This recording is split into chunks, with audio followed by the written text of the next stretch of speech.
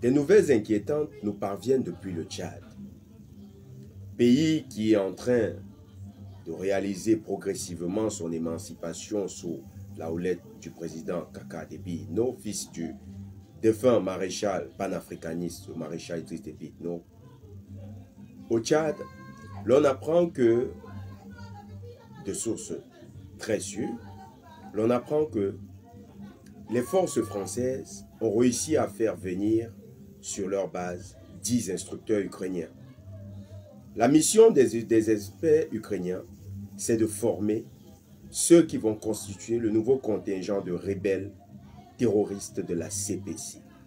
Exactement comme on avait remarqué du côté de l'Azawad, où les forces ukrainiennes ont formé les combattants azawadiens et puis les ont appuyés au combat dans les échanges contre l'armée, la digne armée malienne. Au niveau du Centrafrique, les Ukrainiens se mettent aux côtés des terroristes de la CPC. Les experts ukrainiens, d'après ces informations, devront se déplacer de la base d'Abéché et aller au Soudan pour former un autre contingent dont la mission sera la déstabilisation du Centrafrique.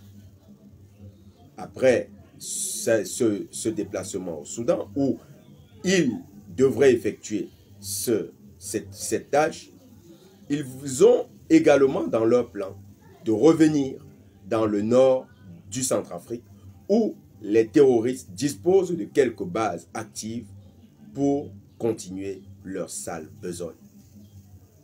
Face à toute la menace que représente l'armée ukrainienne désormais en matière de terrorisme international en Afrique, nous avons demandé avec insistance aux pays africains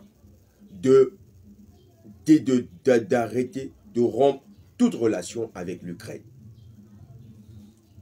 Fort malheureusement, nous constatons qu'hormis certains pays qui sont directement touchés par le phénomène terroriste ukrainien, beaucoup d'autres n'agissent pas par solidarité.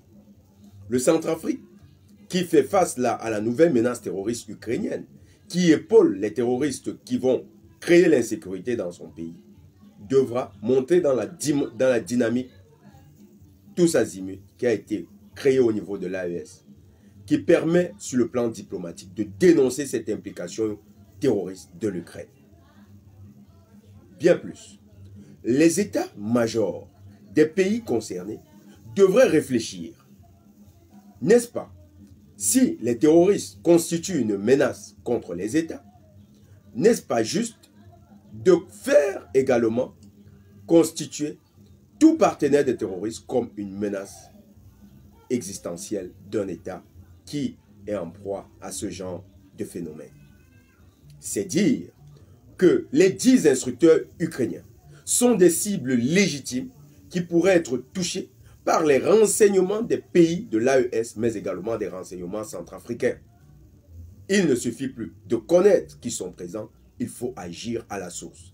Les renseignements centrafricains, informés de cette situation, devraient prendre des contre-mesures qui pourraient aller jusqu'à l'élimination pure et simple de cette menace. Des solutions radicales s'imposent pour dissuader l'Ukraine d'arrêter son activité terroriste en Afrique. Et s'il le faut, il faut aller à des méthodes très dures. L'élimination des partenaires terroristes qui arrivent sur les territoires africains. L'insécurité doit toujours changer de camp. Les terroristes doivent être mis en insécurité partout où ils se trouvent et peu importe leur statut.